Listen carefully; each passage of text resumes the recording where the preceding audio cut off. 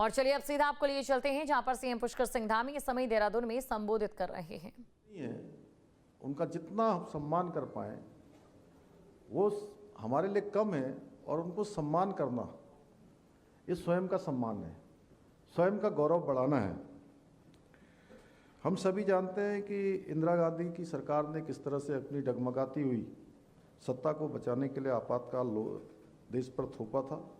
वो पूरा अभी नरेश जी ने बहुत विस्तार से बताया। और ये आज का ये दिन केवल एक काले अध्याय को स्मरण करने का अवसर नहीं है, बल्कि लोकतंत्र के रक्षा का, उसके मूल्यों के प्रति हमारी सामूहिक प्रतिबद्धता को दोहराने का भी अवसर है।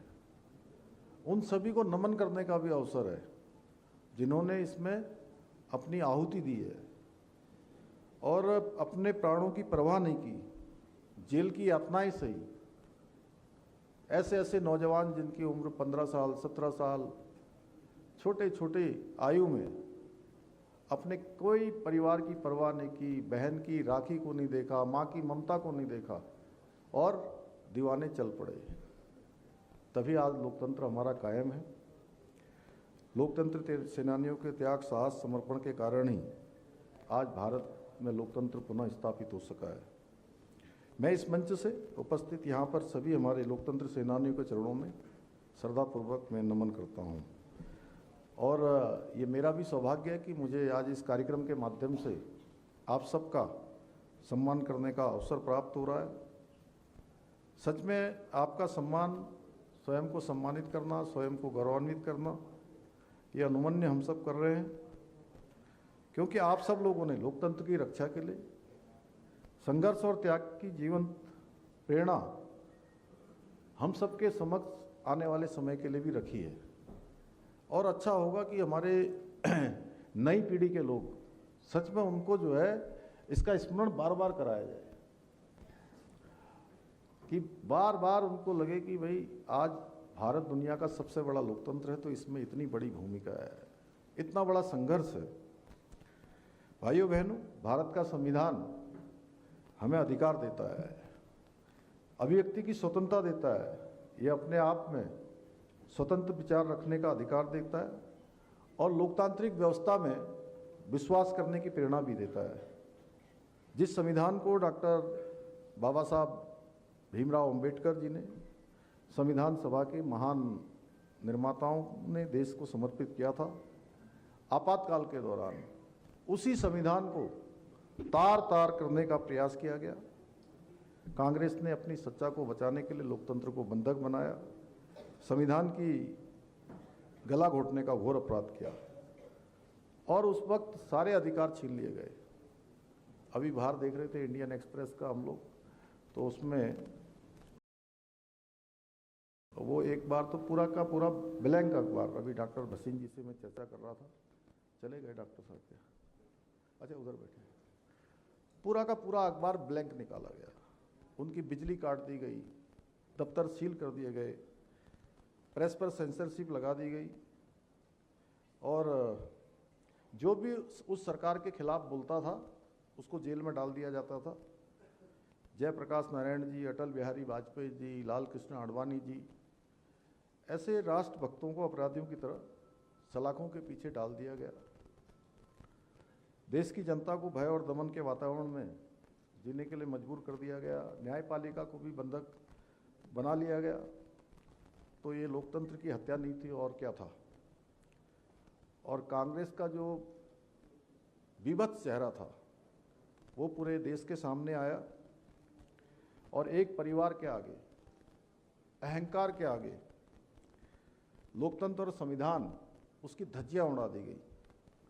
लेकिन कांग्रेस ये भूल गई कि भारत की भूमि है, ये सनातन की भूमि है, ये आस्था और श्रद्धा की भूमि है। और हम कहते हैं कि देवभूमि उत्तराखंड तो है ही है, लेकिन ये पूरी भारत भूमि वैसे देवभूमि है। और यहाँ की जनता कभी तानाशाही को स्वीकार नहीं करती है, इसलिए जनता ने अपने वोट की ताकत से लोकतांत्रिक तरीके से इस प्रकार की अहंकारी, अत्याचारी, अन्यायी करने वाली सत्ता को उखाड़ फेंका और ये साबित कर दिया कि भारत में सत्ता एक परिवार की बपोती नहीं है, बल्कि उसकी असली मालिक कोई है तो देश की जनता जनार्दन है।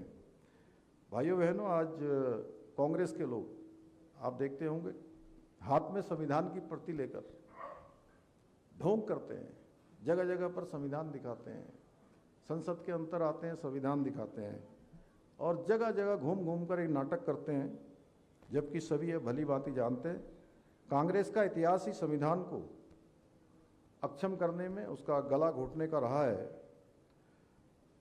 आपातकाल के उस कठिन समय में राष्ट्रीय स्वयंसेवक संघ, भारतीय जनसंघ, अखिल भारतीय विद्यार्थी परिषद जैसे अनेकों राष्ट्रवादी संगठनों ने लोकतंत्र की रक्षा के लिए अभूतपूर्व कार्य किया, जिसके बारे में जितना कहा जाए उतना कम है।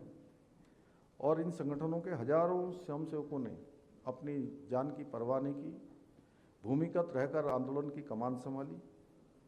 अभी मैं आदरणीय प्रधानमंत्री श्री नरेंद्र मोदी जी का भी चित्र देख रहा था वहाँ पर प्रदर्शनी में, जब उन्होंने एक युवा प्रचारक के रूप में भूमिगत होकर इस आंदोलन में सक्रिय रूप से भूमिका निभाई, सिख बन के, हाँ, पगड़ी लगा के।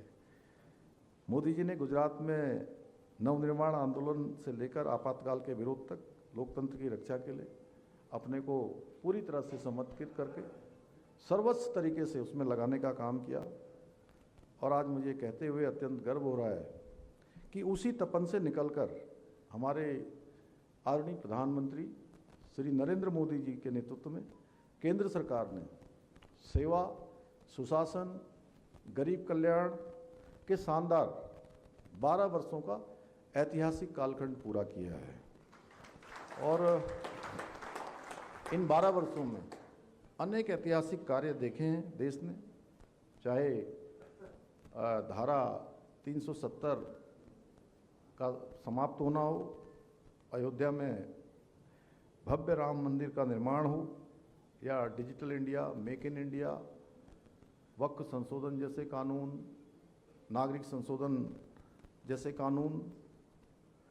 लेकिन यदि आज कोई मुझसे पूछे कि 12 वर्षों के ऐतिहासिक और अभूतपूर्व निर्णयों में मूल में क्या है, तो मैं यही कहूँगा कि इसके मूल में है अंत्योदय का संकल्प और राष्ट्र प्रथम की भावना और सबका साथ, सबका विकास, सबका विश्वास और सबका प्रयास, यही मूल मंत्र रहा है। इन्हीं मूल्यों के कारण आज विकास की जो किरण है वो केवल बड़े बड़े शहरों के में ही नहीं, बल्कि देश के सुदूरवर्ती क्षेत्रों में, गांव में, गरीब की झोपड़ी में, किसान के खेत में, महिलाओं की रसोई में और हमारे युवाओं के स्टार्टअप तक पहुंची है। ऐसे युवा जो प्रतिभावान हैं, क्षमतावान हैं, स्किल्ड हैं, लेकिन वो अभाव में पीछे न रहें, उन सबको आगे आने का मौका मिलना चाहिए। उसमें सरकार सहयोगी बन रही है। वहीं अनुसूचित जाति, अनुसूचित जनजाति बहुल क्षेत्रों के अलावा देश के दूरस्थ और पिछड़े इलाकों में आज़ादी के बाद पहली बार शासन खुद चलकर पहुंचा है, यानी कि सरकार घर घर तक पहुंची है, गांव-गांव तक पहुंची है। जिस आदिवासी समाज को कांग्रेस ने दशकों तक मुख्य धारा से दूर रखा और केवल उसे अपना वोट बैंक समझा, आज प्रधानमंत्री मोदी जी के नेतृत्व में वो आदिवासी समाज देश की विकास यात्रा का सहभागी नहीं बन रहा है, बल्कि राष्ट्रपति पद, मुख्यमंत्री पदों पर बैठकर देश का नेतृत्व कर रहा है। साथ ही तो सीएम पुष्कर सिंह धामी को आपने सुना, संविधान को लेकर उन्होंने तमाम बातें कही और कहीं ना कहीं पिछली सरकार यानी कि कांग्रेस पर उन्होंने निशाना साधा है। जानकारी आपको दे दें, बीजेपी आज का दिवस संविधान हत्या दिवस के रूप में मना रही है। आपके मोबाइल पर तुरंत आएगी ब्रेकिंग न्यूज, स्क्रीन पर सबसे पहले दिखेगी बड़ी खबर, देश दुनिया की हर खबर एक जगह। अब आपके मोबाइल पर तुरंत फटाफट इंस्टॉल कीजिए न्यूज नेशन ऐप और रखिए खुद को अपडेट।